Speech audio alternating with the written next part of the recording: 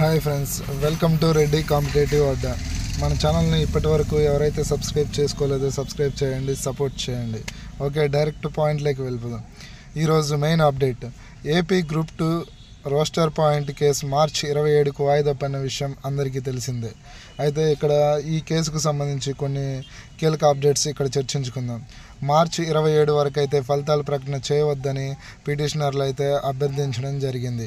దీనికి సంబంధించి జడ్జి గారు ఈ అభ్యర్థన గురించి ఏం చెప్పారు అనేది కూడా మనం ఈ వీడియోలో డిస్కస్ చేద్దాము. ఈ సోమవారం నాటికి కౌంటర్ దాఖలు చేయమని జనరల్ అడ్మినిస్ట్రేటివ్ డిపార్ట్మెంట్ GADని జడ్జి గారు కోరడం జరిగింది. ఇన్ కేసు వీరు కౌంటర్ దాఖలు చేయడంలో విఫలమైతే పిటిషనర్లు ఏదైతే కోరారో మనకు మార్చి 27 వరకు రిజల్ట్స్ హోల్డ్ చేయమని, దాని గురించి ఆలోచిస్తామని అయితే జడ్జి గారు చెప్పడం జరిగింది. Anyway, thank you. ఇదే ఈరోజు కీలక అప్డేట్. ఇలాంటి అప్డేట్ గ్రూప్ 2 సంబంధించి ఏదన్నా మన ఛానల్లో అప్డేట్ చేయడం జరుగుతుంది. Thank you for all. Please subscribe.